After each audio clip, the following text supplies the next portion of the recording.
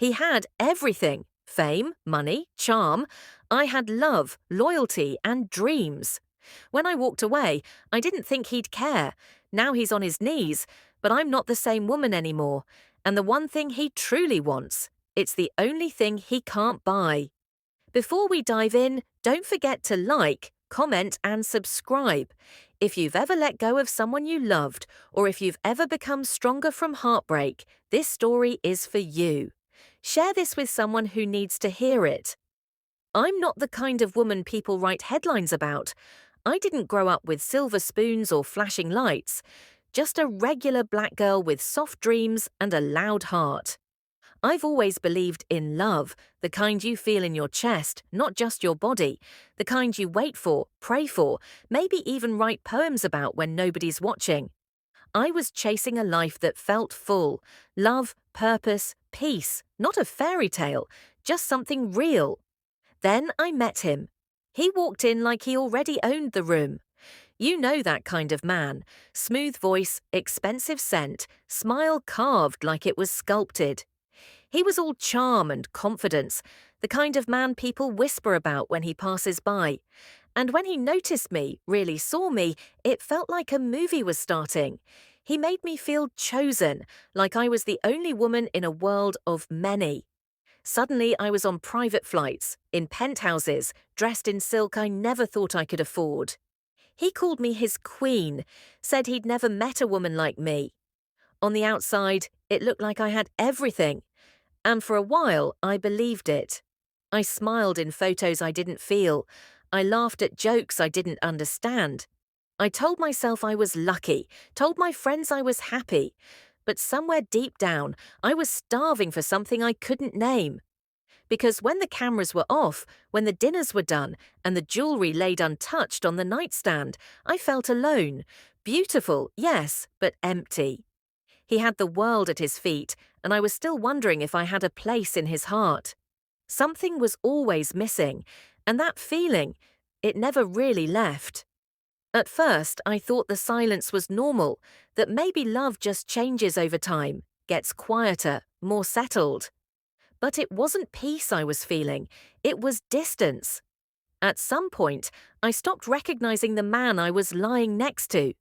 He was still handsome, still generous with his wealth, but stingy with his truth. The gifts kept coming, the dinners got fancier, but I couldn't ignore how hollow it all started to feel.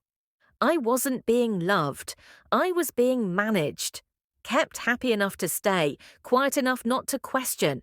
He had this way of turning apologies into purchases. Missed calls turned into handbags. Broken promises became vacations. And for a while, I let it happen. I told myself he was busy, building an empire, that I needed to be more patient, more understanding, more low maintenance. I shrank myself to fit the space he gave me, smiled smaller, spoke less, waited longer. I forgot how to ask for what I needed, because every time I did, I was met with that look, like I was ungrateful, like love should be measured by price tags, not presents. And then there were the lies. Small at first, harmless even. A meeting that ran late, a trip he forgot to mention. But lies are like cracks in glass. Once they start, they spread. I stopped asking questions because I was afraid of the answers. I kept choosing the version of him I wanted to believe in over the truth that was right in front of me, because admitting it wasn't working felt like failure. And I had poured too much of myself into us to walk away empty-handed. But deep down, I knew. This love was hurting me more than it was holding me. And that realization, it was the beginning of the end. It didn't happen in some big dramatic scene. No screaming, no glass breaking, no suitcase flying down the stairs. Just silence, the kind that presses on your chest like a weight. I remember sitting across from him, watching him scroll through his phone while I sat there, invisible in plain sight. That was the moment. Not because of what he said, but because of what he didn't. No eye contact, no curiosity, no warmth. I realized then I wasn't in a relationship. I was in a performance, and I was the only one still acting. The final straw wasn't some betrayal with fireworks. It was the way he dismissed my pain. I had quietly brought up how I felt, how lost I was, how disconnected. And he just shrugged, told me I was overthinking, that everything was fine. I looked at him and knew he didn't see me anymore. Maybe he never really did. I wasn't his partner, I was his possession. And I finally understood. If I stayed, I'd keep disappearing. So I left. Not in anger, but in full clarity. I didn't pack in the middle of the night. I didn't post cryptic quotes or chase closure. I simply walked out of a life that was never mine to begin with. People thought I was crazy. You left him. Like his money, his lifestyle, his status were reasons to stay unhappy. But I was done measuring my worth by what he could give me. I needed peace more than I needed comfort. It wasn't easy. My hands shook as I closed that door. But my soul, it exhaled. For the first time in a long time, I chose me. And even though it broke my heart, I knew I was doing the bravest thing I'd ever done. Leaving him didn't magically fix everything. The first few weeks were quiet, too quiet. I had spent so long wrapped up in his world that I didn't even know what mine looked like anymore. There were days I woke up and reached for my phone, expecting a message that never came. Nights where the silence screamed louder than any argument we ever had. But healing isn't loud. It's not glamorous. It's a quiet, messy, sacred thing. I started doing things I used to love again, things I had given up without even realizing. I danced barefoot in my living room, played old R&B on repeat, went on walks just to feel the sun. I journaled every single day. I cried a lot.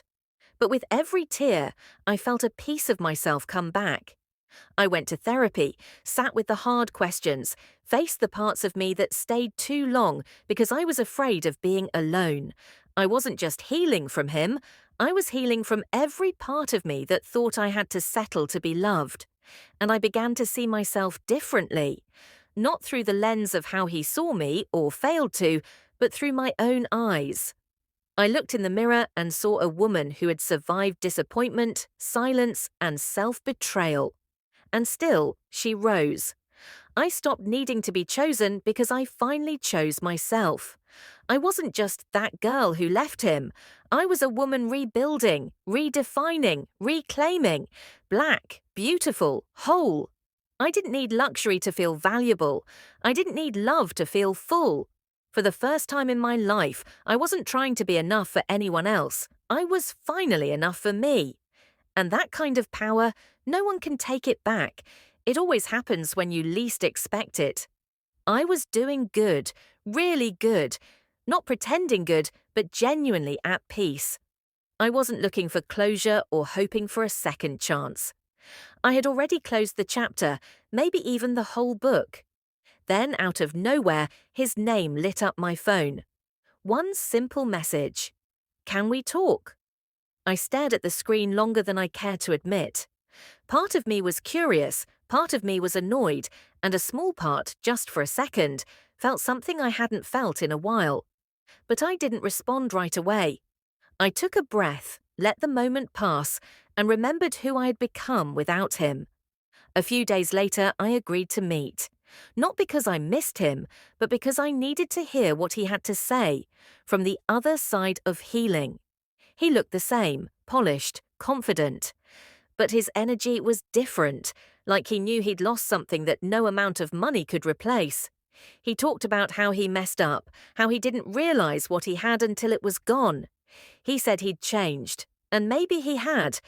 But I wasn't the same woman he left behind either. He said he missed me. I smiled. I didn't miss him. I missed who I thought he was. I listened, calmly, without anger or tears.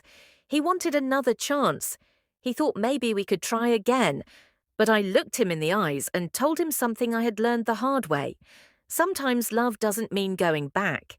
Sometimes real love is walking away and staying gone. He could have everything, money, power, admiration. But he couldn't have me. Not anymore. I had become the one thing his millions couldn't buy back. I don't think he fully understood what he lost, not at first. Men like him are used to women circling back. They think time and money can erase damage, that all it takes is one "I miss you" and everything resets.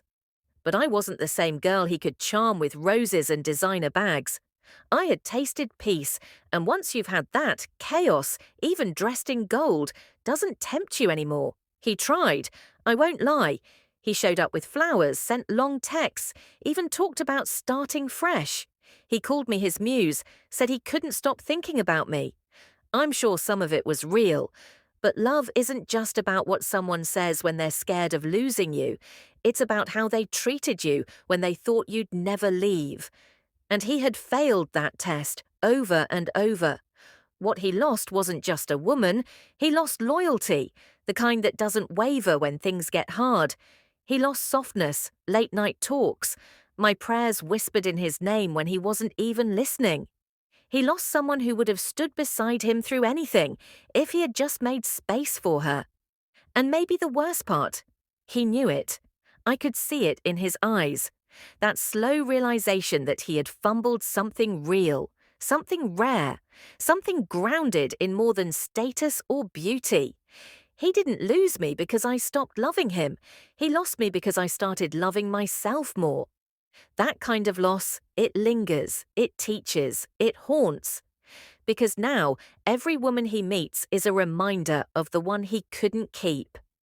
The one who got away, not because she stopped caring, but because she finally understood her worth. And by the time he did, it was too late. People always talk about heartbreak like it's the end of something, but for me, it was a beginning. The moment I chose to walk away from him, I walked straight into myself. It was the first time in a long time that I didn't feel small or silenced or secondary. It was terrifying, yes, but it was also freeing. Because once you realize that your peace is worth more than someone else's presence, you stop accepting half love and start demanding wholeness, even if it means standing alone. Today, I'm not bitter.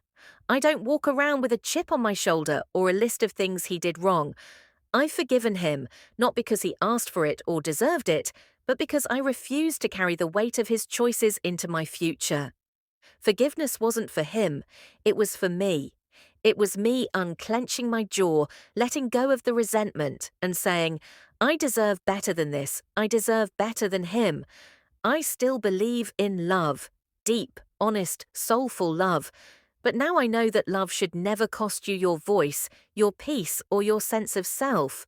Love should feel like home, not like a puzzle you're constantly trying to solve. I don't chase anymore. I don't beg. I don't shrink. I don't settle. I attract what matches my growth. And I protect my energy like it's sacred, because it is. People ask if I ever think about him. Sometimes, yes. Not because I want him back, but because he was the lesson that led me to myself. He was the mirror that showed me all the places I had abandoned my own heart for the sake of staying chosen. I thank him for the pain, the silence, the disappointment. Because without it, I wouldn't be this woman. I wouldn't be this grounded, this clear, this powerful. Now, when I look in the mirror, I see a woman who knows her worth. A woman who doesn't flinch when she sets boundaries. A woman who will never again beg to be loved properly. I am no longer waiting for someone to choose me. I already have. And that choice, that's the real love story. So no, he can't buy me back. Not with money, promises, or regrets. Because what he lost wasn't just a relationship. He lost the version of me that believed he was enough. And the woman I am today, she's not for sale. She's free, and she's finally home. If this story touched you, share it with someone who needs to hear that walking away doesn't mean losing. It can mean finding yourself. Like, comment, and subscribe for more real stories from real hearts. Your story matters. Own it.